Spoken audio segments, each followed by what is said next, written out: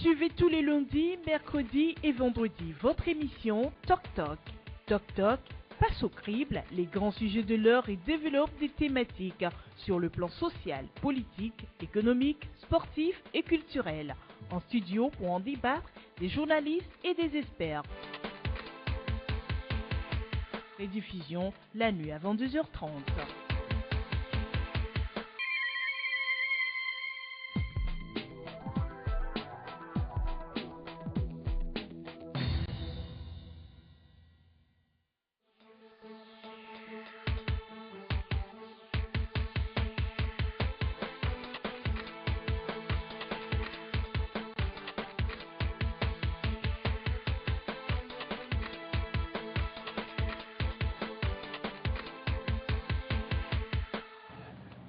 Lundi 15 août de l'année 2016, mesdames, messieurs, bonjour. Très heureux de vous retrouver sur le plateau de LCF pour notre émission Toc Toc Toc Toc en direct à suivre sur Radio City FM 89.9 MHz partout dans la région maritime et aussi dans les plateaux. Bienvenue à Toc Toc. Donc, nous recevons ce matin, comme d'habitude, deux invités confrères sont là.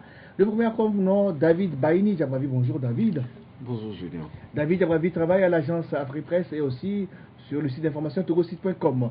Bonjour Basile Agbo, le patron du journal Akekle, le Scorpion. Oui, bonjour Julien. Celui qui pique très fort. Oui, bonjour, bonjour chers amis téléspectateurs de LCF. Ok, dans la deuxième partie, nous aurons un économiste, Monsieur Thomas Doji Koumou, il est le président de l'association Veille économique. Avec lui, nous parlerons de l'évasion fiscale, le cas de Wassem et de Fortia. Il nous dira l'impact que ces évasions ont, les impacts, oui, c'est ça, que l'évasion fiscale assure notre économie. Donc aujourd'hui, comme c'est un jour férié, fête de l'Assomption, bonne fête à tous les chrétiens catholiques du monde entier. Il n'y aura pas la une des journaux. On a le jingle entre confrères et on démarre la première partie de l'émission.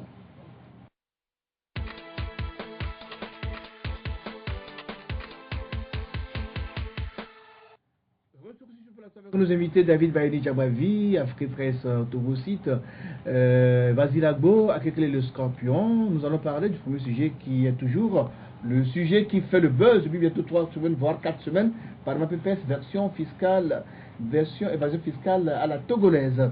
Alors, 3 semaines après les révélations du journal L'Alternative sur l'évasion fiscale au sein des sociétés Wassem et Fortia, la population togolaise ne décolère pas. Elle réclame aujourd'hui l'ouverture d'une enquête sur ce scandale. Alors, Basile Agbo, vous voyez, la population est visiblement en colère. Mais c'est une évidence. Lorsque vous êtes dans un pays et que les problèmes financiers sont d'ampleur et que chaque matin, chacun se pose la question de savoir comment il va faire pour vivre, et que du coup, on apprend qu'il y a une société quelque part qui fait de l'évasion fiscale et que cela empêcherait donc l'économie du pays d'avancer. Et du coup, ça empêche donc le règlement des problèmes sociaux, des problèmes de santé. Donc, il est évident que lorsque un problème comme ça apparaît, eh bien, la population se lève et crie un ras-le-bol. Donc, c'est une évidence. Lorsqu'on parle donc d'évasion fiscale et que ça se vérifie, et il n'y a pas à se poser la question de savoir pourquoi la population est excitée. C'est clair qu'une situation comme telle ne peut que donc surexciter la population. La même question à David Baini Djabravi. Oui, ce qui est tout à fait normal, je rejoins directement mon confrère tout à l'heure. C'est tout à fait normal que la population exige des explications de la part de nos gouvernants. Normalement, dans un pays qui se dit respectueux des droits et des valeurs humaines, ce n'est pas à la population de faire cette démarche, c'est au gouvernement de sortir de son mutisme pour justement se prononcer sur cette situation qui prévaut au sein de cette entreprise.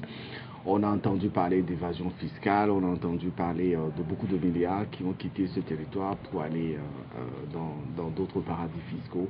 Il est tout à fait normal que le citoyen lambda, qui compose la majorité du contribuable togolais, aille aux interrogations et exige que des explications soient justement fournies sur ce scandale-là qui a fait trop de dégâts depuis 3 semaines que nos confrères de l'Alternative et du Monde ont sorti ces papiers. Les associations de défense des droits de l'homme et aussi des consommateurs tout comme les syndicats, se sont donc liés, ils sont réunis donc, et comptent manifester les 30 et 31 août prochains, faire un sit-in devant le ministère de la Justice pour contraindre les autorités judiciaires à se saisir de cette affaire. Qu'en pensez-vous? Oui, c'est une initiative qu'il faut soutenir, puisque vous savez, quand on parle d'évasion fiscale, on ne discerne pas un sympathisant du parti au pouvoir ou de celui de l'opposition. C'est tout le peuple togolais qui est concerné. Et donc c'est une situation qui a permis au peuple togolais de découvrir réellement ce qui se passe aujourd'hui et qu'on ait une idée sur comment est gérée cette entreprise depuis des années et tout le reste. Alors si aujourd'hui les associations de défense des droits humains ont compris qu'il faut s'organiser pour exiger ces explications, c'est une initiative à soutenir puisqu'il en va... Elle veut contraindre la justice à se saisir du dossier. Oui, justement, puisqu'aujourd'hui la justice est demeurée silencieuse. Autant le gouvernement, la justice ne s'est pas encore prononcée sur cette affaire. Nous nous rappelons dans les autres pays, en France précisément, lorsqu'il y a eu des cas d'évasion fiscale, on a vu comment le gouvernement français, la justice française se sont accaparés de ces dossiers-là. C'est tout à fait normal que ces associations viennent au devant de la scène pour exiger que la justice se prononce sur ce scandale. Ce scandale qui nous a fait découvrir des milliards qui ont été, disons, déportés de notre pays pour aller vers d'autres destinations inconnues, et cela repose la question de la bonne gouvernance, cette question qui a été l'une des valeurs de promesses faites par le chef de l'État lors de sa dernière campagne pour les élections législatives, pour les élections présidentielles de l'année dernière. Nous attendons de voir réellement ce qui va se passer, nous attendons d'avoir une position du gouvernement, une position de la justice de notre pays. Ça prouvera à suffisance la libération et l'indépendance de notre justice face à certains dossiers qui sont interprétés comme des scandales financiers en plus. Alors, on le voit aujourd'hui, Adi réclame la démission du Premier ministre. La CDPA demande une ouverture d'enquête parlementaire. Le Obupa, à travers son président Guillaume Kodjoum, demande qu'on examine les contrats financiers concédés par le gouvernement dans toutes les sociétés, mais curieusement, le gouvernement lui-même garde un silence vraiment surprenant.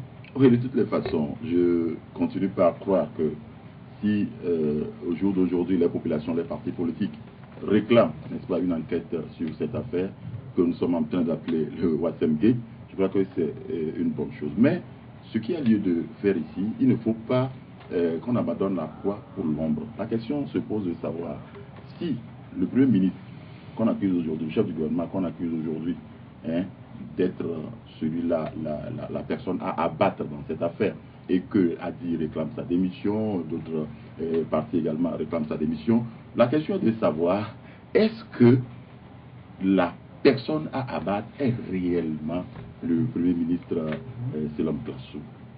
Alors, si il est permis à des Togolais d'investir dans des sociétés, je ne crois pas qu'il est interdit, enfin il y a des textes de loi qui interdisent au Premier ministre ou bien aux autorités de ce pays d'investir dans une société si ils ont les moyens pour investir. Et donc, si l'accusation est dirigée vers le Premier ministre parce que il a des actions à Wassem, et du coup parce que la société est en train de faire de ce que nous appelons donc le truc financier, est-ce que c'est le Premier ministre qu'il faut abattre? Parce que moi je me dis, Wassem, d'abord le statut même de Wassem, le mettant en zone franche, était déjà une grosse erreur. Parce qu'une société qui extrait dans le sous-sol togolais et dont l'extraction constitue la base de la production, mettre ces sociétés-là dans la zone franche, mais c'est illégal. Non, c'est illégal. Le code minier l'interdit. Le code minier en son article. Justement, mais pendant longtemps, Wassem a été dans ce statut. Jusqu'à présent, il bénéficie de ce statut. Donc la question à se poser est de savoir qui a permis à cette société d'être inscrite dans la zone franche. Parce que lorsque vous êtes dans la zone franche, vous êtes astreint de... vous n'avez pas l'obligation de payer les impôts. Et il y a une partie de ce que vous produisez qui n'est utilisé qu'ici, et l'autre partie, 70% donc de ce que vous produisez, est exporté de l'extérieur. Je dis, une société comme telle qui produit du ciment sur la base donc du clinker togolais, qu'on mène dans une zone franche, je dis, là, c'est la base qui était posée. Et s'il faut maintenant juger, je crois que la justice doit s'en prendre à ceux qui ont permis à cette société donc d'être inscrite dans la zone franche. Je crois que c'était le premier pas qu'il faut faire d'abord. Pourquoi est-ce qu'on a permis à cette société? Et maintenant, lorsque la décision du gouvernement a été prise que cette société d'extraction ne soit plus dans la zone franche, pourquoi a-t-on permis à Ouassem de continuer à demeurer dans la zone franche jusqu'à ce jour? Donc le scandale est au niveau donc soit de l'inspection d'impôts ou bien de ceux qui ont géré la zone franche jusqu'à ce jour. C'est parce qu'il y a des hauts placés, des autorités qui ont des actions, peut-être qu'on leur donne cette chance-là. Mais on dit peut-être que... Non, je dis non, ce n'est pas normal. Si par exemple, lorsqu'on a dit que c'est fini, il ne doit plus être de la zone franche, et que les inspections d'impôts se sont rués sur eux pour dire, ah messieurs, vous avez eu les bonnes choses, le beurre et le pain du beurre et l'argent du beurre jusqu'à présent, maintenant c'est fini, nous sommes là pour vous dire, vous devez désormais payer les impôts. Je crois que les gens là ne se plairaient pas de ne pas payer les impôts. On les a laissés, et nous dire aujourd'hui que c'est parce qu'il y a des personnalités dedans et qu'on les a permis. Je dis non, ce n'est pas normal. Officiellement, selon Mme Brigitte Amegavi, qui est aussi actionnaire dans Ouassem, nous dit que le bilan qu'on leur donne à la fin de l'année, dans le bilan, ils voient bien, c'est bien inscrit que Ouassem paie les impôts. Si dans la réaction ne se fait pas, donc ce n'est pas la faute aux actionnaires. Elle a bien précisé que dans les rapports qu'eux reçoivent en tant qu'actionnaires, c'est bien indiqué que Ouassem verse les impôts. Mais dans le budget ou bien au niveau du budget, on ne voit aucune trace, on ne voit aucune ligne de paiement d'impôts de la part de Ouassem. Oui, et moi j'accuse aussi les actionnaires. Ce n'est pas parce que vous êtes actionnaire dans une société que vous allez vous contenter des chiffres que cette société vous envoie à la fin de chaque année. Dividendes. Voilà, après un exercice annuel, il faut aller au-delà. En tant qu'actionnaire, il faut exiger avoir des éclaircissements dans la gestion de ce qui se fait dans cette entreprise. Parce que le jour où ça va capoter, et comme ça a capoté avec Ouassem Gate, voilà, on a généralisé cette affaire. Ce n'est plus une histoire de l'Indien seul, c'est une histoire de toute une liste d'actionnaires qui a été publiée dans les presses. Ça relance aujourd'hui le débat sur la bonne gouvernance. S'il y avait eu effectivement cette bonne gouvernance instaurée dans ce pays sur la base des promesses que le chef de l'État avait faites, aujourd'hui, on n'en serait pas là. On ne parlerait pas de la présence de Ouassem avec un statut de zone franche. Non. On ne parlerait pas aujourd'hui d'évasion fiscale. Non. On ne parlerait pas aujourd'hui de tout ce scandale auquel on a assisté durant les 3 dernières semaines. Ça veut dire que quelque part, il y a des intérêts qui sont mis en jeu. Pourquoi le gouvernement se tait? Le gouvernement se tait parce qu'il y a des intérêts qui sont mis en jeu dans ce processus-là. Le clinker, le ciment aujourd'hui, c'est une matière qui est très bien vendue. Et au Togo, nous n'avons pas de concurrence. Ouassem est la seule société qui exploite ce minerai et qui vend du ciment. Donc il y a beaucoup plus une question d'intérêt qui est mise en jeu. On a en face des milliards qui sont brassés chaque année. On a en face des dividendes qui sont partagés. On a en face des sociétés écrans. Voilà, des avantages. Je donne le nom, Canel Limited, voilà, des sociétés Limited, des sociétés fantômes qui n'existent plus pas, et donc, qui sont actionnaires dans quand vous actionnez tout ceci, vous avez en face des résultats qui ont un rapport direct avec des intérêts. On vous dit que chaque année, chaque Premier ministre en exercice reçoit, à fin d'année, reçoit 10 millions. Les cadeaux d'une valeur. Et M. Gomé reconnaît l'avoir perçu. Alors, le Premier ministre, pour revenir à la position de mon confrère tout à l'heure, le Premier ministre a été ciblé parce que c'est lui le chef de gouvernement. Non, mais c'est lui le responsable du processus ici.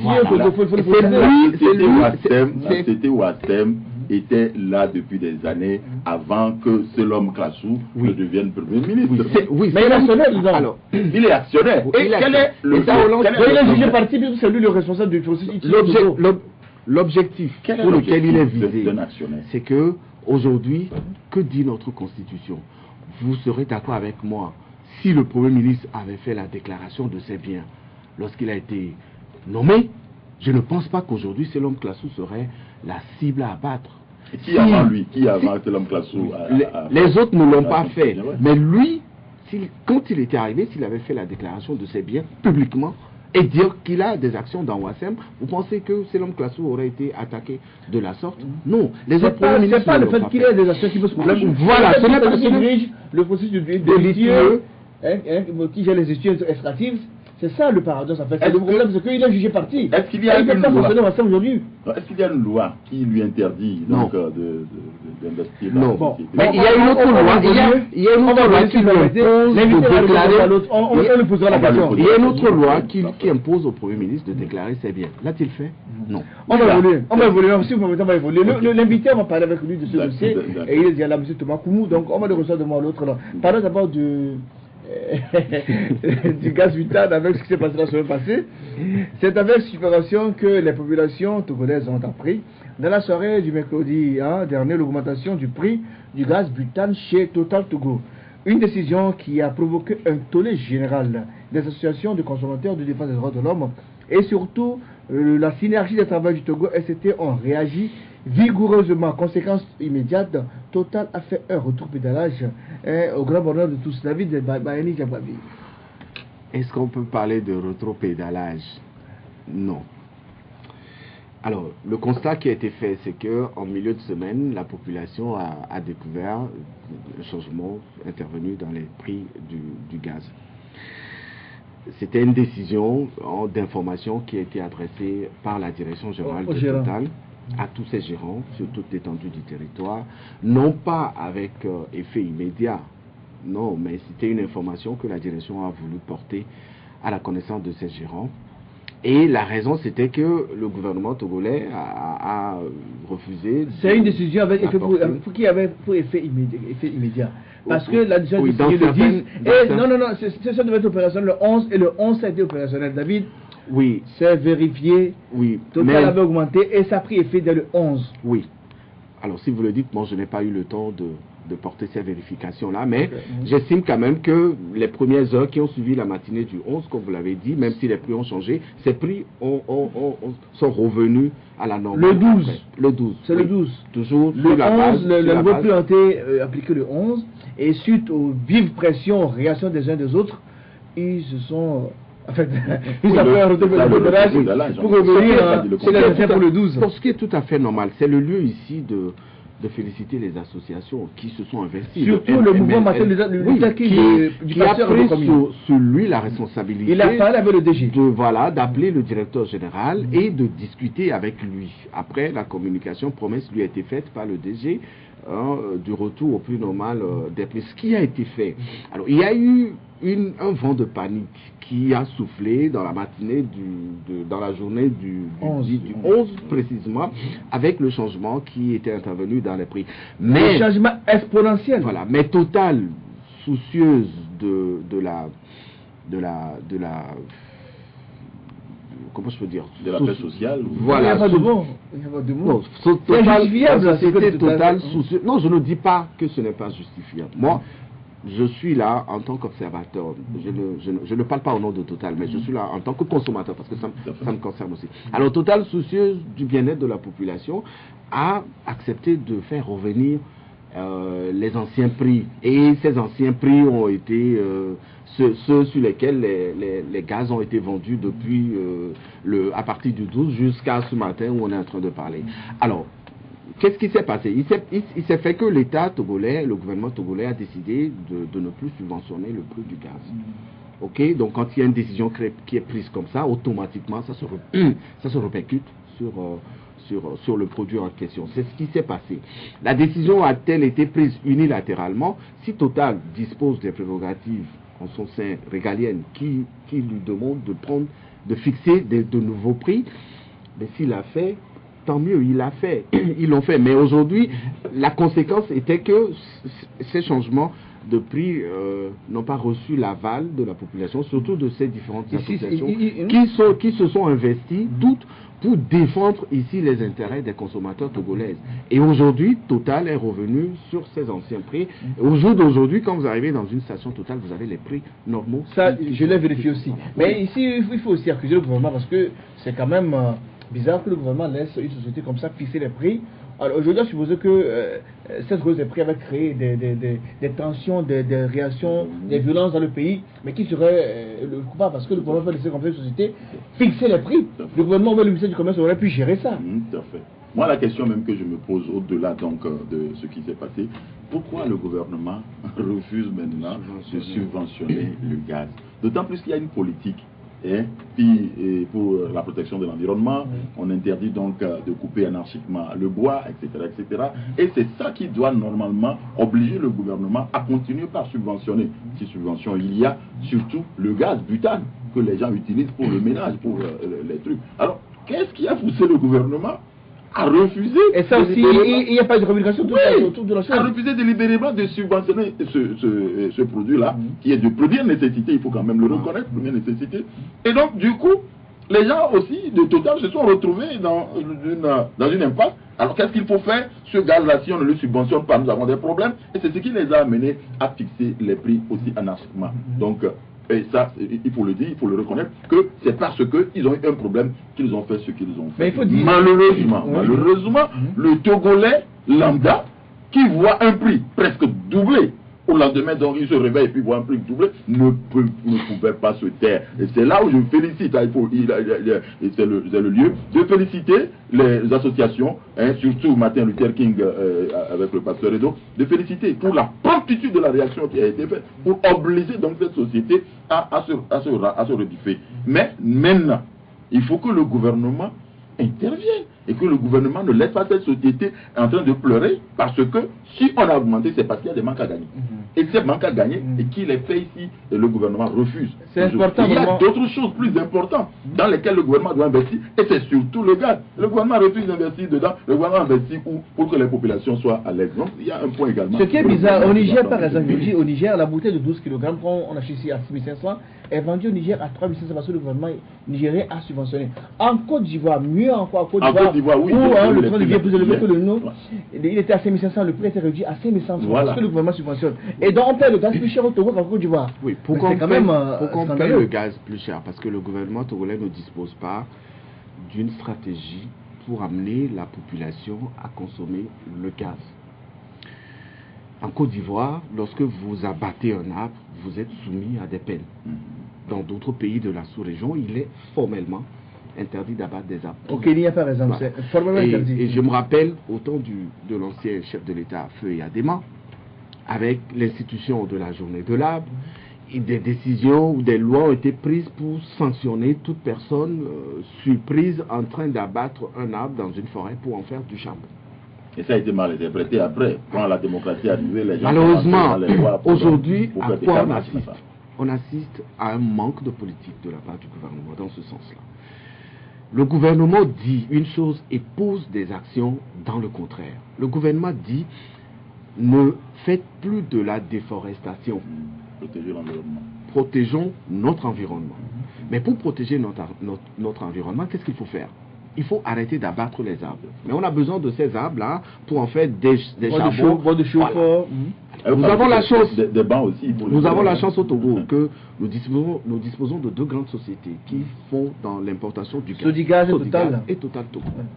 Pourquoi l'État n'irait pas vers ces structures, ces industries, pour proposer des actions afin de pallier l'usage du charbon? Aujourd'hui, quand vous faites le tour des foyers à Lomé, encore à Lomé, c'est mieux. Allez un peu à l'intérieur, à partir de la région des plateaux, pour aller jusqu'à la région des savanes, 90% de la population de ces régions utilise encore au jour d'aujourd'hui le charbon.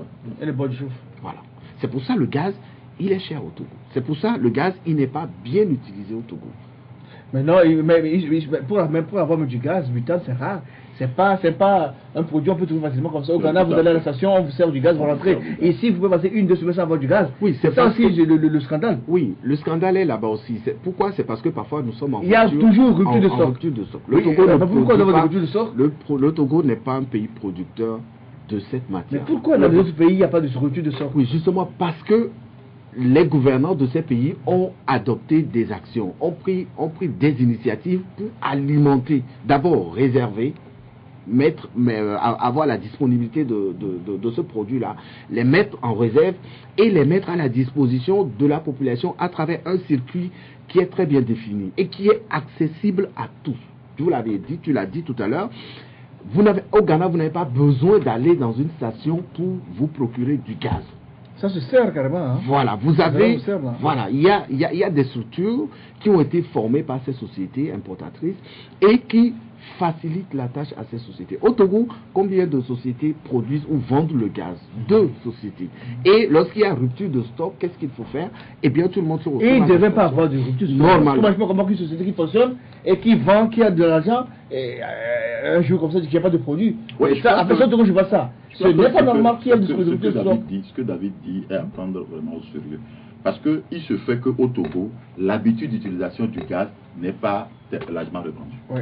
Le Togo, ou bien le gouvernement togolais, ou bien je ne sais pas qui, n'ont pas fait de la promotion autour de l'utilisation du gaz. À telle enseigne que les gens, beaucoup de foyers ne connaissent pas l'utilisation du gaz, n'est pas rentré dans leur habitude. Du coup, les gens achètent très rarement le gaz dans les stations. Ceux qui y sont habitués ne sont pas plus nombreux que ceux qui n'y sont pas habitués. Donc, du coup, puisque les gens transportent et que ça doit rester, je ne sais pas, pendant 2 semaines, 3 semaines, bon, ils ne s'intéressent pas tellement à importer le gaz. Et quand ça vient, il n'y a que certaines personnes qui viennent prendre. Donc, ils ne sont pas très prompts à aller prendre. Et si l'habitude revient et qu'on sait qu'aujourd'hui, les Togolais ont compris que l'importance de l'utilisation du gaz, je crois que ça va arriver normalement. Bon, on verra dans les jours à venir s'il faut. Enfin, on peut inviter ici M. Jonas Dao, le patron de Sodigaz, et aussi le patron de Total Togo, j'oublie le nom. Mais le ministre de l'Environnement, je crois que le problème est au niveau de l'environnement. Si le ministère de l'Environnement se dit nous avons l'obligation de protéger l'environnement. Et ça veut dire que pour protéger l'environnement, nous devons chercher donc les ressources palliatives. C'est pas lui qui imprime la politique gouvernementale. Ah non, il peut faire un projet au chef de l'État. Il peut faire un projet au chef de l'État et que le chef de l'État voit l'importance de ce projet et puis on en fait un problème. Nous allons marquer la pause, permettez, parce que l'invité aujourd'hui, il faut qu'on donne assez de temps. On nous a marqué la pause, on y reviendra un autre jour. Je vais mettre la pause publicitaire et derrière notre invité, M. Thomas Koumou Doji.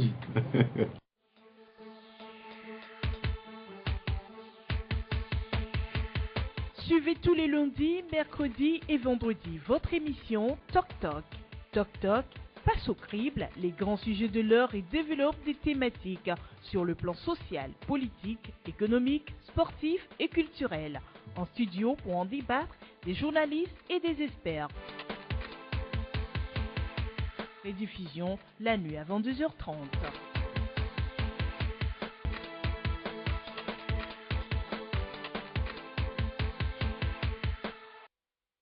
Retour en studio avec notre invité, il s'appelle Thomas Doji Koumou, il est économiste, il est le président de l'association Veille économique.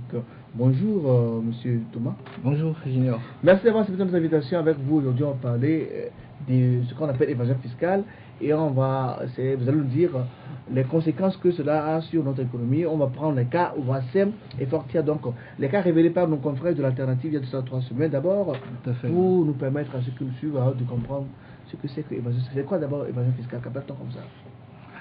Merci de me donner cette opportunité. Je dirais que l'évasion fiscale, c'est une manière d'avoir ou de se doter d'un certain nombre d'expertise fiscale pour pouvoir contourner les lois et réduire considérablement le niveau normal des impôts qu'on devrait payer, qu'une entreprise devrait payer. Il faut comprendre que l'évasion fiscale peut ne pas être un délit. À partir du moment où la personne comprend bien les lois fiscales, les connaît parfaitement et trouve des moyens détournés pour pouvoir les contourner. Mais lorsque le niveau de fonds atteint un certain level, cette évasion fiscale cacherait probablement, sans doute, la fraude fiscale. Parce qu'il est très complexe de pouvoir utiliser ce genre de technique pour pouvoir diminuer considérablement le niveau des impôts qui doit normalement être payé à l'État et pouvoir les réduire par le biais d'une évasion fiscale sans pour autant avoir une certaine complicité avec les autorités fiscales. C'est extrêmement complexe. Une autre question terre à terre pour permettre à ceux qui nous suivent de bien comprendre les choses. C'est quoi Panama Papers? Panama Papers, en fait, c'est un scandale mondial. C'est un scandale mondial. Je crois que c'est c'est la CIA et la NSA qui, à un moment donné, pour des raisons diverses, ont décidé de faire publier un certain nombre de documents qu'ils ont à leur possession concernant des personnes morales, je veux dire les entreprises et les personnes physiques qui, d'une certaine manière, ont décidé de ne pas payer des impôts dans leur pays. Et donc, ont trouvé des moyens, soit frauduleux, soit par des techniques, à sortir leur fortune de ces pays et les loger dans ce qu'on appelle des paradis fiscaux à travers la mise en place de ce que nous appelons des sociétés écrans à plusieurs étages qui ont des milliers de comptes disséminés un peu partout dans toutes les banques du monde. Donc c'est tout un réseau, c'est une toile qui permet à quelqu'un qui dispose d'une fortune de refuser systématiquement de participer à l'effort fiscal de son pays et de faire sortir de façon illégale ou non, hein, des fonds, des flux qui logent dans des îles, on parle d'îles dans le cas des îles Vierges britanniques, etc. Donc c'est un nombre de zones qui sont considérées comme des zones de paradis fiscaux où le taux d'imposition est soit faible, soit nul.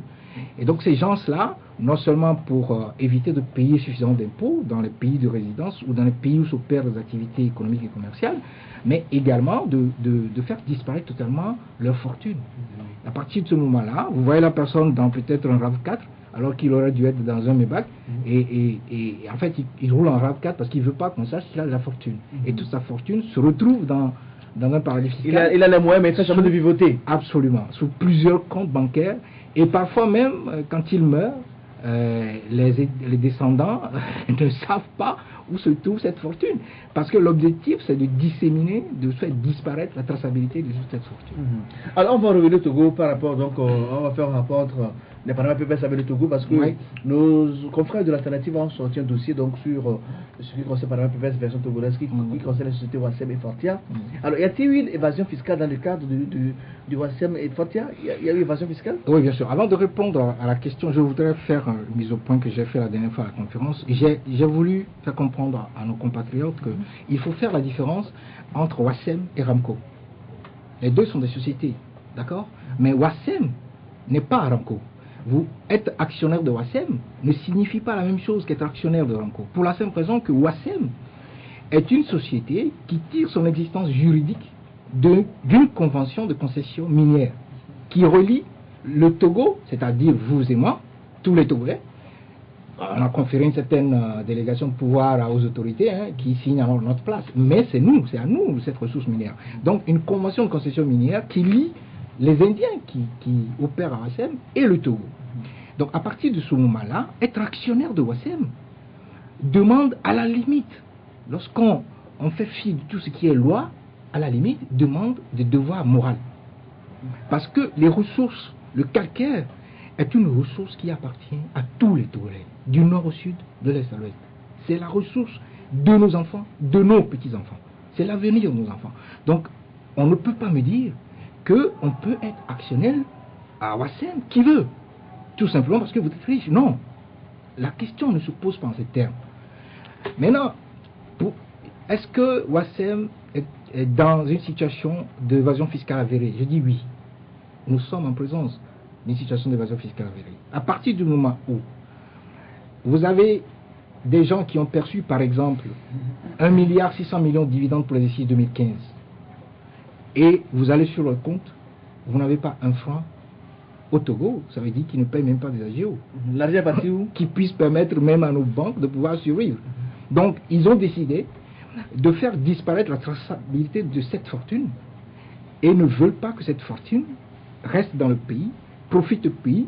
Ils peuvent utiliser une partie de cette somme pour créer d'autres structures, d'autres entreprises dans lesquelles vont travailler les Togolais. Parce que cette ressource nous appartient. Mais ils ont décidé de faire disparaître cette ressource. On est en présence d'une innovation fiscale. On est en présence d'une innovation fiscale. Alors, comment ça se déroule? Comment ça se que nous, on ne sait pas. Bon, comment ça se déroule? En réalité, comment ça se fait? Comment ils arrivent à sortir les sous sans que, dans les malais, dans le quoi? Comment ça se fait en fait? Non, mais écoutez, c'est ce que, de façon regrettable, Madame Megavi a voulu défendre la dernière fois. De façon légale, lorsque la personne prend les dividendes, peut faire un transfert de fonds d'une banque ici sur une banque à Accra, et puis une fois que on a découvert un certain nombre de sociétés d'écran qui sont basées à Accra, qui n'existe pas, où on n'a aucun siège. Et puis, par cette société écran, la personne donne un ordre de virement sur un compte bancaire et puis l'argent disparaît, se retrouve dans les services fiscaux. Ça, c'est la manière légale. Maintenant, il y a des manières qui ne sont pas légales. La personne peut faire de la surfacturation ou de la sous-facturation. C'est ça justement. Bon, au niveau de la sous-facturation, oui, ce que nous avons décelé, c'est qu'on s'est rendu compte, et je crois que le représentant du ministère des Mines l'a reconnu la dernière fois lors de l'ouverture du forum, je crois, de la Banque mondiale, que nous n'avons pas de dispositif de contrôle en amont de l'extraction minière dans notre pays. Alors, ce que nous avons remarqué, c'est que il y a des doutes sur la production qui est déclarée par Wassem, par exemple. Le tonnage qui est déclaré. Il y a des soupçons, des doutes sur la véracité de ce tonnage. Pour une simple raison. Plus que ça? Non, mais lorsque vous prenez le rapport d'ITU, le rapport 2013 que ITU a publié la dernière fois, vous vous rendez compte que toutes ces entreprises minières, y compris Wassem, ont refusé systématiquement de donner des informations sur les pays de destination de nos ressources minières. C'est-à-dire les pays auxquels ils vendent les ressources minières. Mais on met dans ces tableaux non connus. Est-ce que c'est normal? Ce n'est pas normal. C'est une anomalie, mon cher. Est-ce qu'il n'y a Nous pas sommes de en présence structure de ressources minières qui appartiennent à un peuple. Est-ce qu'il n'y a pas de structure à l'intérieur de ces sociétés qui veille à l'utilisation ou bien à l'extraction de ces ressources au profit du Togo? Parce que de toute façon, à la limite, ça appartient au Togo. À la limite, il revient à la direction des mines de donner ces informations. La direction des mines, à la limite. Parce qu'il y a certaines informations que j'ai trouvées dans le rapport ITU que je trouvais complètement absurdes. Où la direction de la statistique vient donner des informations à l'ITU alors que ces informations devraient normalement relever de la direction des mines. Je ne vois pas ce que la direction de la statistique vient chercher dans cette histoire. La direction des mines doit nous donner toutes les informations sur la destination de nos matières premières. Ne pas le faire dans un rapport tel qu'un rapport des ITU est une anomalie. Ça ne devrait pas se faire. En plus, ces sociétés minières doivent publier leurs états financiers, leurs rapports annuels. Parce qu'ils opèrent dans l'industrie extractive. Ils s'assiedent sur des ressources minières d'un peuple. Les terrains qui sont à Wassem n'appartiennent à aucune famille, à aucun clan. Ce sont des terres qui appartiennent à tous les Togolais. Et les ressources qui sont sur ces terres appartiennent à tous les Togolais. À partir de ce moment-là, nous avons le droit d'avoir toutes les informations sur notre extraction minière. Ce qui ne se fait pas aujourd'hui dans le cas de Wassem.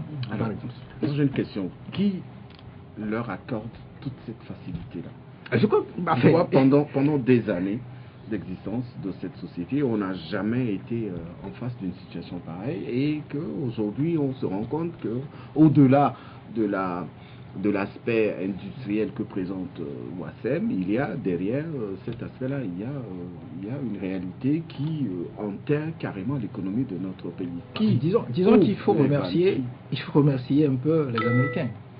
Panama Papers, si ce scandale n'avait pas éclaté, les 11 millions de documents dont Alternative qui font partie d'un consortium mondial, ces 11 millions de documents, ils ne pourront jamais y accéder. Il faut remercier, parce que vous ne saurez jamais.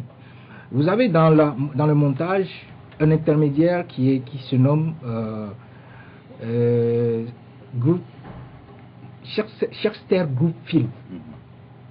Et cet intermédiaire, souvent lorsque les journalistes font des investigations, la plupart du temps vous arrêtez à cet intermédiaire-là. Vous ne pourrez jamais savoir que cet intermédiaire a créé des comptes écrans, des sociétés écrans, par le biais d'un cabinet, notamment dans ce cas spécifique, Mossack Fonseca. Vous ne pourrez jamais y accéder. Lorsque vous appelez cet intermédiaire, il va vous dire oui, ces sociétés m'appartiennent. C'est tout. Mais aujourd'hui, nous avons la chance de savoir qu'au-delà de cet intermédiaire, qu'il y a M. Motaparti, M. Prasad et M. Patel. Tous des Indiens. Tous des Indiens qui sont les actionnaires majoritaires de Wassem. Alors, si vous me demandez comment est-ce que tout ça est possible, je vous dirais tout simplement qu'en étudiant la structure l'actionnariat de Wassem, nous sommes tombés sur 3 sociétés dont nous avons cherché l'existence sur cette planète et nous ne l'avons jamais trouvée. Il s'agit par exemple de Kenelm Limited. Kenelm Limited est une société qui est l'actionnaire majoritaire de Wassem, détient plus de 223 000 actions et a empoché au bas mot 1,6 milliard de dividendes pour l'exercice 2015. Et je peux vous dire que KENEL Limited ne se trouve nulle part sur cette planète. Il y a Casitom Limited. Casitom Limited, c'est pareil. Nous l'avons cherché partout. Nous ne savons pas qui est le directeur général, qui est le président du conseil d'administration, qui sont les actionnaires, où se trouve le bureau, où se trouve le siège. Nada, rien du tout. Et pourtant, Casitom Limited a empoché 700 millions de dividendes 2015. Et il y a Quartz Limited, qui est le petit. Mais ces trois entreprises, mais comment pouvez-vous imaginer que les autorités qui signent des conventions de concession, qui donnent vie à une société qui est WASEM et à un actionnariat, et que ces actionnariats sont des actionnariats totalement anonymes? Mais est-ce que ça se fait comme ça dans la pratique? En principe, non. Alors, est-ce qu'on a des actionnaires, ils se réunissent pour faire leur AG ou bien... Mais bien sûr, il y a pas le WASEM. Madame Mamegavi m'a dit la dernière fois qu'elle dispose de quelques rapports annuels qu'elle va me les transférer. Ça veut dire qu'elle a participé, ou bien on lui a envoyé, ou bien elle a participé à l'Assemblée générale. Et quand ils vont en AG, qui vient représenter cette société-là? Et ça, je ne saurais vous le dire. Ah non, mais il faut... Je ne saurais vous le dire. Ça peut se faire par procuration.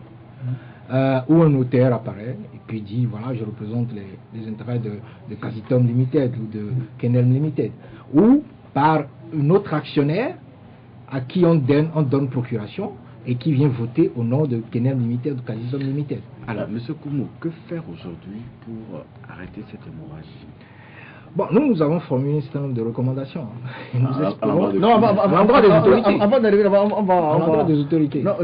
d'arriver, aux solutions, on va parler même des conséquences d'abord. Quelles sont les conséquences de cette évasion fiscale sur notre économie?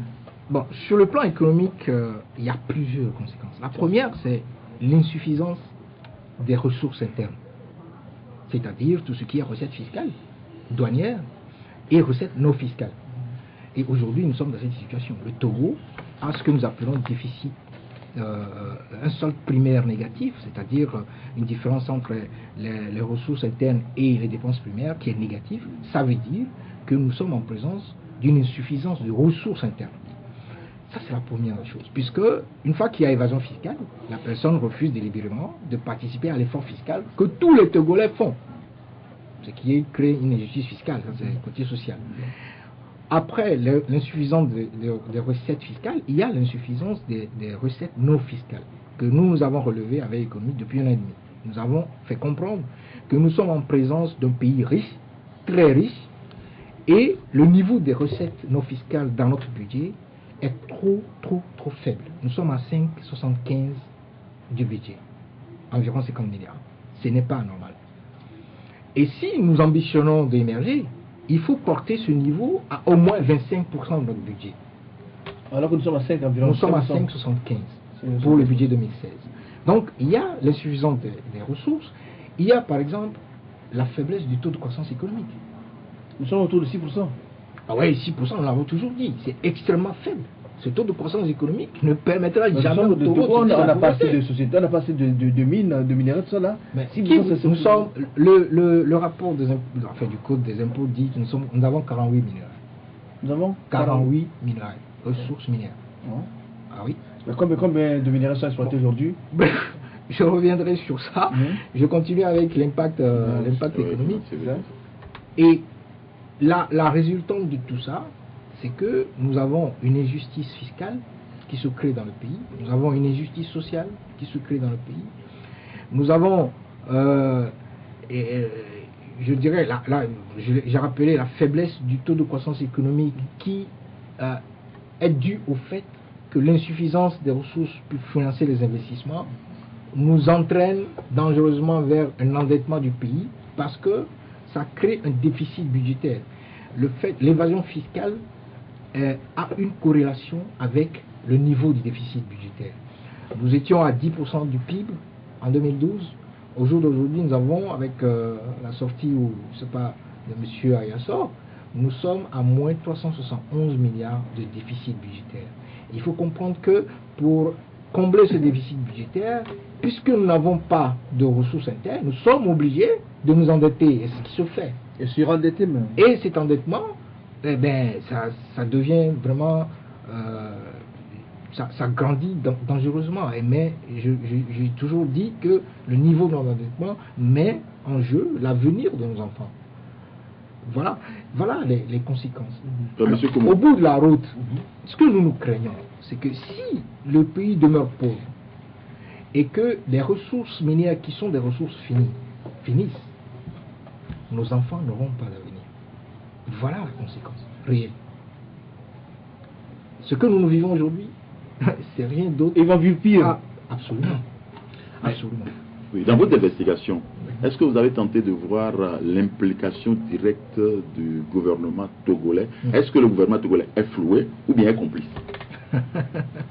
C'est pour ça que nous demandons aujourd'hui, en termes de recommandations à notre gouvernement, de faire très rapidement, de diligenter un audit général sur WASEM, ATS, Diamond Cement, en tout cas toutes ces entreprises. Et j'entends par audit général un audit social pour savoir dans quelles conditions travaillent nos compatriotes là-bas. Un audit fiscal, un audit actionnarial. Si l'État n'est pas impliqué, l'audit actionnarial nous révélera si l'État est impliqué ou pas. Parce que l'audit actionnarial nous permettra de connaître qui est Kenelm Limited, Qui est Casitom. qui est Casitom Limited, à qui appartiennent ces entreprises, qui sont derrière, qui sont les actionnaires. Et ça, nous saurons si l'État n'est pas impliqué ou pas. Mais si l'État refuse de faire cet audit actionnarial, alors il y aura des soupçons qui Ça veut dire pèseront qu'il y a des sur gens qui se l'État. cachent derrière. Absolument. Mais aujourd'hui, sans que les enquêtes l'aient été faites pour situer les responsabilités Oui. des uns et des autres, les gens parlent de la démission du chef du gouvernement comme étant la solution, est-ce que c'est la solution, comme étant une des solutions qu'il faut apporter. Et comment est-ce que vous analysez ça?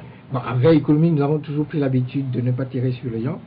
C'est pour ça que la dernière fois, la conférence, je n'ai pas voulu aménager Mme Meganvi. Je ne porterai aucun jugement sur M. le Premier ministre. Mais le problème qui se pose par rapport à M. le Premier ministre, c'est que M. le Premier ministre préside l'ITIE. À ce titre, c'est lui qui devrait demander à l'ITIE, par exemple, que l'ITIE, les entreprises fournissent toutes les informations nécessaires à l'ITIE pour que l'ITIE puisse nous édifier, pour que l'ITIE puisse, par exemple, nous dire quelles sont les destinations de nos ressources minières. Parce que pourquoi on ne veut pas, on occulte de nous donner la destination de nos ressources minières? Pour la simple raison que ça permet de calculer ce qu'on appelle les flux illicites. C'est comme ça que DFI arrive à calculer d'une certaine manière les flux illicites. Parce que ces pays qui achètent par exemple nos phosphates ou nos clinquers, eh bien, lorsque DFI veut des informations, va chercher des informations chez le FMI. Si l'information n'existe pas, on appelle directement le ministre de l'économie et des finances de ce pays et on leur demande de leur donner le nombre de tonnages de clinker qu'ils ont pu acheter en provenance du Togo. Ils sont obligés de le fournir parce qu'ils sont dans le commerce, dans l'OMC, ils sont obligés de fournir ces informations. Et lorsqu'on fait un croisement des données, c'est là où on se rend compte que le tonnage qui a quitté le Togo, ce n'est pas le tonnage qui a été réceptionné par exemple en Allemagne ou en Chine. Alors, voilà.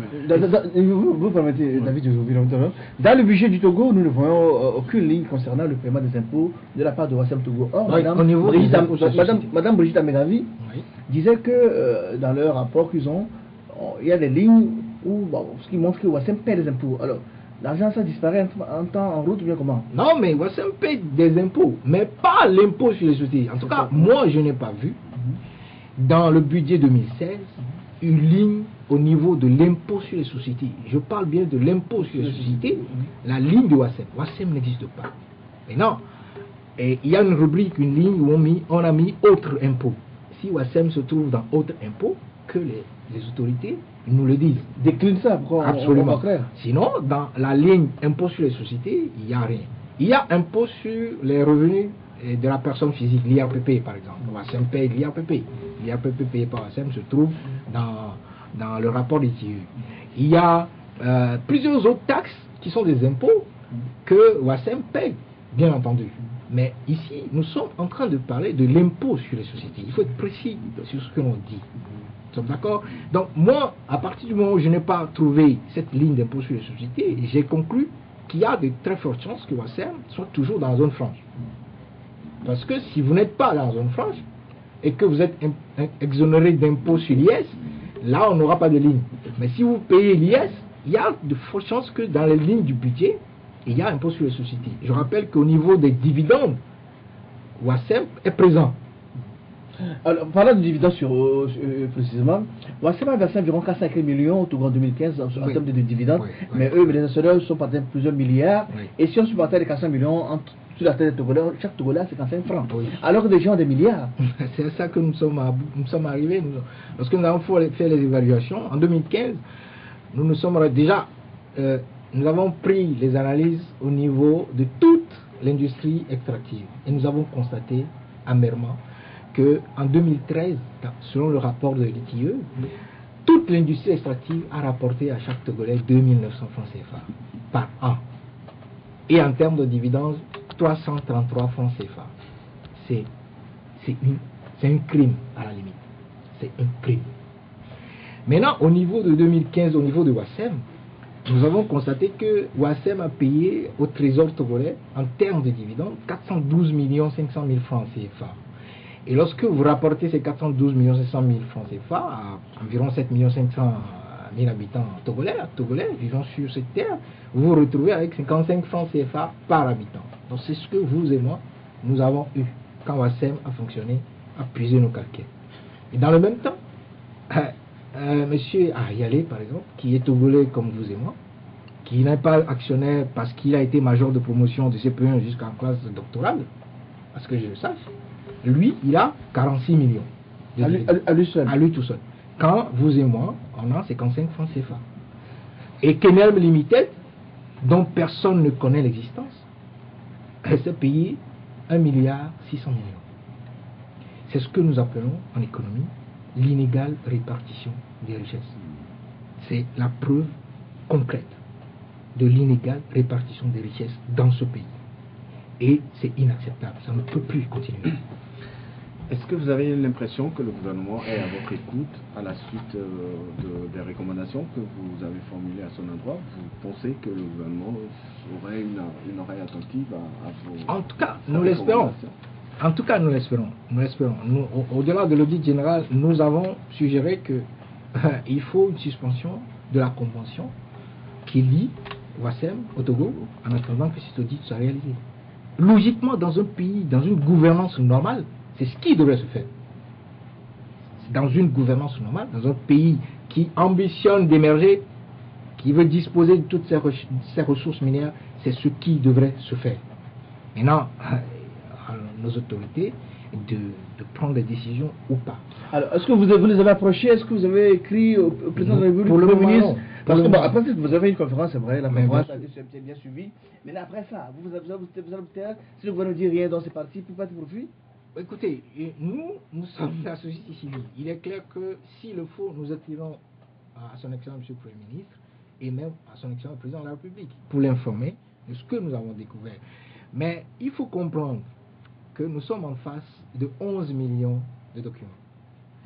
Et je peux vous dire qu'il y a des informations que nous n'avons pas publiées. Beaucoup d'informations que nous n'avons pas publiées. Nous sommes tombés sur un courrier et je peux vous dire que la destination de ce courrier, le destinataire, parce que c'est un courrier de transmission de chèques qui devrait normalement atterrir au trésor, mais qui a été destiné à une tierce personne, signé par des autorités de Wassem.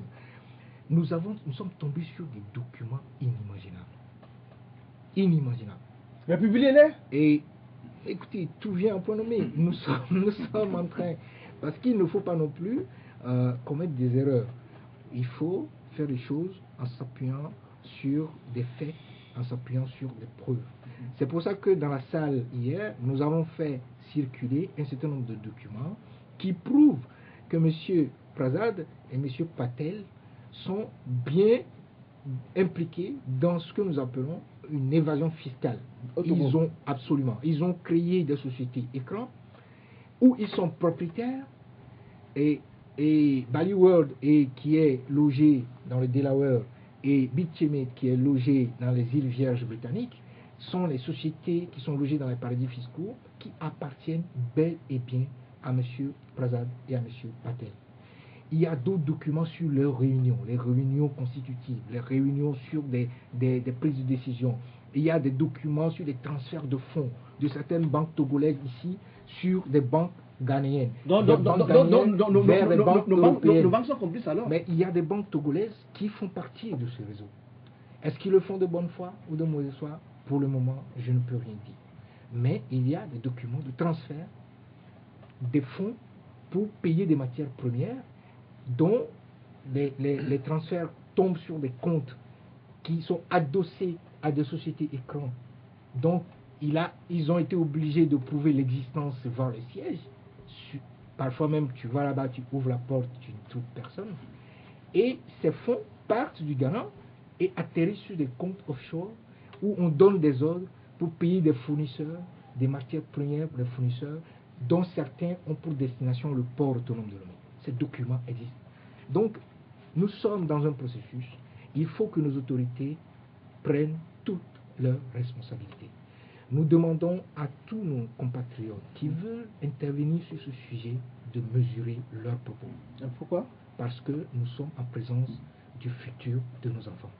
C'est extrêmement important. Est-ce que pour vous, le ciment est cher au Togo? Oui, le ciment est cher au Togo. Mais écoutez, le clinker, c'est dans nos sous-sols. Dans notre recommandation, nous avons dit à nos gouvernants qu'il faut très rapidement porter le niveau de participation du Togo dans Wassem, qui est aujourd'hui de 10% à 50%. Le président Eyadema, paix à son âme, quand il a fait l'accident du Sarakawa, qu'est-ce qu'il a fait? Il a nationalisé le phosphate. Et il avait raison. Absolument. Nous sommes en présence de ce cas-là.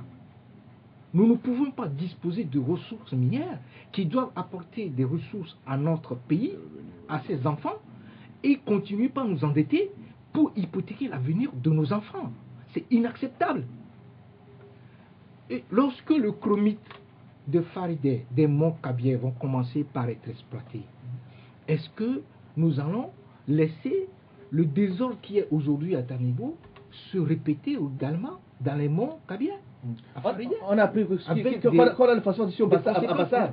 Mais les phosphates, le phosphate qu'on a découvert à Bassar, on n'a même pas pu donner la quantité.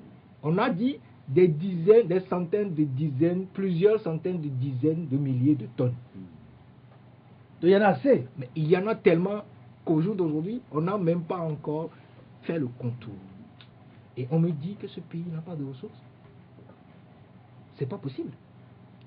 Alors, quel conseil avez-vous à l'endroit des actionnaires togolais qui sont dans Wassem aujourd'hui par rapport à ce scandale? D'abord, c'est de mesurer leurs propos.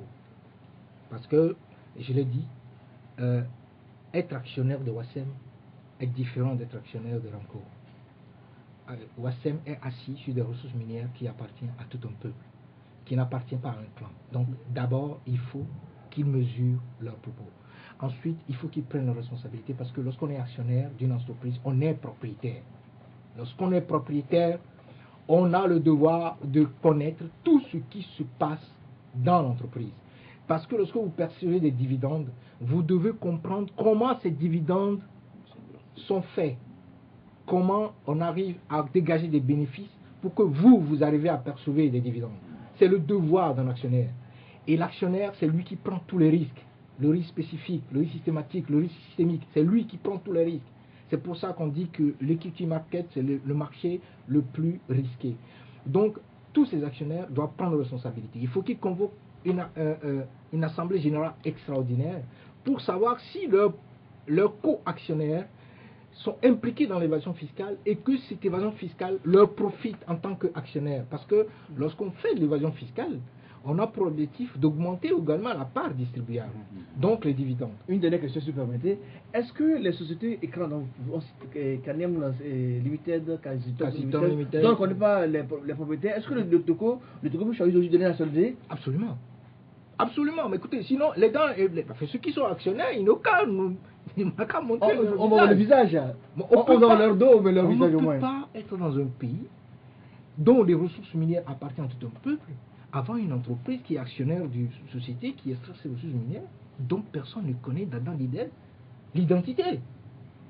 Et quelles peuvent être les conséquences d'une nationalisation, par exemple? Mais la conséquence, c'est que, bon, un notaire ou un représentant se présente, et puis, bon, nous avons évalué la valeur de Wassem, nous avons fait des simulations pour évaluer la valeur de Wassem. On peut vendre aujourd'hui la société à environ 129 milliards ou 130 milliards de francs CFA. Donc, ce qui fait 230 000 francs l'action au jour d'aujourd'hui, si on veut s'en débarrasser. Donc, si l'État décide de nationaliser, nous allons devoir sortir du budget, trouver 130 milliards pour racheter cette entreprise. Je trouve même que si nous nous endettons pour racheter aujourd'hui Wassem, c'est mieux que de nous endetter pour construire aujourd'hui des routes. On se rappelle de la nationalisation des phosphates avec le général Yadema, Oui. mais par après, aujourd'hui, notre phosphate est géré encore par des étrangers. Oui, mais au moins, Donc, nous sommes, c'est la seule structure de l'industrie extractive dont le Togo détient 100% du capital.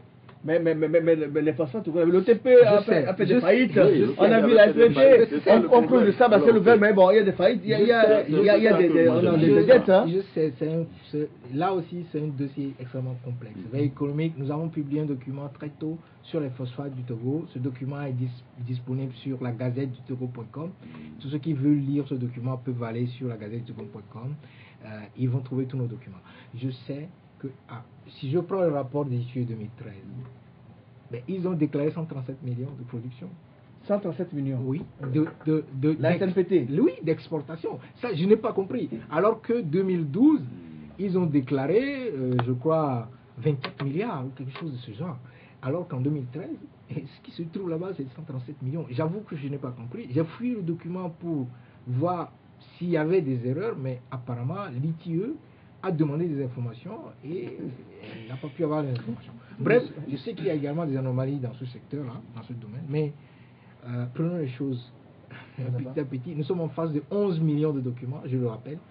Et très probablement, on tombera encore sur d'autres pans.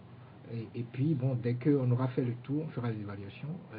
S'il faut les mettre à disposition de nos compatriotes, ce sera fait. Vous n'avez pas peur de votre sécurité en faisant ces révélations? C'est des risques que vous prenez quand même. Espérons que la divinité et la divine providence verra sur nous. Monsieur Koumou, moi je vais peut-être vous poser la dernière question. Est-ce qu'en amont, est-ce que des études ont été réalisées avant l'avènement de Wassem dans notre pays? Est-ce qu'il y a eu des études d'impact, des études techniques, des études, toutes les études qui sont concernées dans la création d'une industrie? Est-ce que toutes ces études ont été réalisées en amont avant que Wassem ne commence véritablement à opérer aujourd'hui? Il se peut. Il se peut. C'est tout comme vous me posez la question de savoir est-ce qu'il y a eu des études qui ont été convenablement faites avant qu'il y ait la rénovation de Radisson Blu, ou avant qu'il y ait la construction d'une nouvelle aérogare. Au jour d'aujourd'hui, nous ne disposons d'aucun business plan pour nous faire une idée sur ce qui va nous rapporter les investissements dans le nouvel aérogare de Radisson Blu. C'est exactement pareil. À un moment donné, on s'est rendu compte que Simao ne fonctionnait plus bien, et puis bon, on s'en est débarrassé. On l'a cédé à ce de ferraille. Voilà, et puis, mais ça ne... Le fait que les gens reprochent aux Togolais d'acheter des actions dans ce genre d'entreprise, même si aucune information n'est passée. Je rappelle que je travaille sur la bourse générale des valeurs mobilières depuis plus de 16 ans. Moi, je n'ai pas eu d'informations sur une ouverture du capital de Wassem, à ce que je sache. Donc ça a été fait en catimini. Ça aurait dû être publié dans Togo Press 2 mois en avance, tous les jours. Et puis lorsqu'on ouvre un mois de période de souscription, c'est ce qui se fait généralement sur la BRVM, lorsqu'on fait une offre publique de vente, on ouvre la période de souscription sur un mois. Mais qui peut-être permet à tout le monde de souscrire. Était avant la naissance de la BRVM. Non, mais ça importe peu. Maintenant, si vous étiez là avant la naissance de la BRVM, maintenant que la BRVM est née 2000, 2001, 2002, 2003 jusqu'en 2016, vous n'avez trouvé aucune année pour demander au peuple togolais que nous sommes en train d'ouvrir le capital de Wassem, et il veut bien entrer qui veut. Ce n'est pas un argument. Pas du tout. Oui, mais M. Koumou, à la découverte des clinkers, par exemple, de Tablego, qui font aujourd'hui les chougras de Wassem, la société, il y avait une société qui avait exploité ce clinker là-bas. Oui. Qu'est-ce qui a fait que on a été obligé d'appeler les Indiens et pour mettre cette société dans un fondement et pas un peu faire une analyse là-dessus là? Non, mais là, c'est les mêmes problèmes. On recommence et tout le temps indéfiniment les mêmes problèmes. Ce qui fait qu'au jour d'aujourd'hui, on a vendu la BTD à Orabank et parce que la BTD a été gérée de façon catastrophique. Est-ce que c'est parce que les nationaux n'arrivent pas à bien gérer nos... Mais c'est parce qu'on ne met pas les nationaux qu'il faut à la tête de ces unités. Lorsqu'on dit que M. Koumou n'est pas de unir et que M. Koumou ne doit pas être nommé à tel poste ou à tel autre, et qu'on veut nommer telle personne parce qu'il est dans tel regroupement politique où il est de telle ethnie, mais vous n'aurez que ce genre de résultats. Ce sont les mêmes conséquences, c'est-à-dire on a une gestion catastrophique, on a aujourd'hui l'UTB qui est dans un processus de vente, on a la BTCI, c'est pareil, on a Togo Télécom qui passera par la même porte, voilà, c'est exactement la même chose. On crée des entreprises, on est incapable de le gérer parce qu'on ne veut pas nommer des gens compétents, honnêtes à la tête de ces entreprises, parce qu'on estime que ces gens ne sont pas proches de vous. Non, puisque des gens ont donné la preuve de leur mauvaise gestion. Ben oui, et on arrive à cette catastrophe, et quand le FMI est le dernier recours, parce que vous êtes au bord de la cessation de paiement, le FMI s'asseye et le FMI vous pose des conditions. Justement, l'Union européenne demande aujourd'hui au nouveau ministre de l'économie et des finances de s'asseoir avec le FMI. Mais je l'ai déjà dit, à M. Rigato lors d'une émission que nous serons... Mais pas ici, vous ne l'avez pas dit ici. Mais ici, oui, je n'ai pas eu l'occasion d'en parler. Mais j'ai dit, M. Ayassor peut tourner en rond, il va s'asseoir à la table du FMI. Et c'est ce que demande l'Union européenne. Nous sommes obligés. Nous sommes dans une situation d'endettement très critique. Nous avons un niveau de stock en devises, de réserve à stock en devises qui vaut 2 mois, 10 jours. Si nous atteignons 1 mois, nous allons nous mettre à queue aussi, ça descend zéro, tout le monde va se faire la queue pour acheter dans le supermarché. Nous sommes déjà à un risque rouge de couverture de nos importations en biens et services. Nous avons un déficit budgétaire de 14%, alors que le pacte de stabilité du mois nous dit qu'il faut que le déficit budgétaire soit inférieur à 3%. Nous avons une balance commerciale qui est déficitaire, qui est à moins 500 millions selon le rapport de la Banque de France à fin 2014. Nous avons une économie qui a un taux de croissance qui est faible. Nous avons un niveau de PIB qui est faible. Nous sommes dans une situation difficile. N'en déplaise à tous ceux qui racontent ce qui est leur vie en disant que le Togo a des indicateurs. J'entends des politiques, des gens qui disent qu'ils ont de l'avenir dans la politique au Togo ici, qui disent que les indicateurs sont bons. Moi, je les attends. Ils n'ont qu'à me donner les indicateurs économiques de ce pays qui sont bons. Et qu'est-ce que notre adhésion au PPTE a pu apporter au Non, une dernière question, parce que là, si on a débordé, oui, bon, poser la question, on va conclure. On a adhéré au PPTE, pays pauvre et très endetté, et avec les conséquences comme ça promises. Qu'est-ce que ça a profité? Nous n'avons pas adhéré de gré.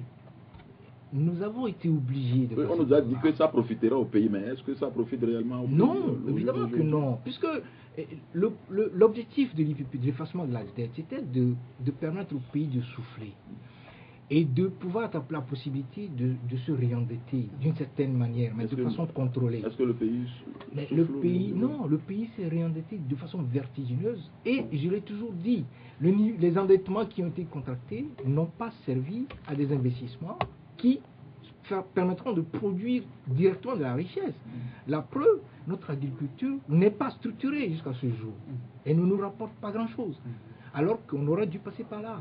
On n'a pas construit de chemin de fer avec des gares pour dynamiser notre commerce intérieur. Mais nous nous acharnons sur la construction de routes. Alors que la maintenance de la construction d'une route et la production de richesse que ça va générer n'a absolument rien à voir avec la construction de chemin de fer. Voilà autant de choix. Nous investissons aujourd'hui dans le secteur tertiaire alors que nous aurons dû commencer par le secteur primaire parce que le Togolais, la plupart des Togolais ont une culture, ont une histoire agricole, du secteur rural, primaire. Voilà, nous n'avons pas fait ce genre de choix. Aujourd'hui, nous le payons. Nous avons des problèmes de ressources internes. Et j'espère que les Togolais, tous autant qu'ils sont, prendront leurs responsabilités. Merci à M. Thomas Koumou. Peut-être 20-30 secondes en titre de conclusion. Non, juste que toutes nos recommandations, nous souhaitons que nos gouvernants prennent leurs responsabilités et mettent en œuvre ces recommandations s'ils veulent que ce pays se relève, s'ils veulent que ce pays sorte de la pauvreté. Pas uniquement dans le groupe WASEM, mais sur toute l'industrie minière. Je veux parler de Nayega, je veux parler de Pagala, je veux parler de Bassar, le fer de Bassar. Et il faut qu'ils s'emploient à ce que les richesses des populations servent à la prospérité de nos populations. Merci à M. Thomas Dodji Koumou, il est le président de Veille économique. Merci donc à David Baini Jabavi, merci à Basile Agbo. Mesdames, Messieurs, merci pour votre fidélité renouvelée. Bonne fête de l'Assomption à tous les chrétiens catholiques du monde entier et ceux qui nous suivent aussi sur le www.lcftogo.com. Et Docteur de ce jour, Sacha Vessi, on se retrouve mercredi pour un nouveau numéro. La rediffusion, c'est à 20h30 sur LC, 22h30 sur LCF et CTFM. À très bientôt.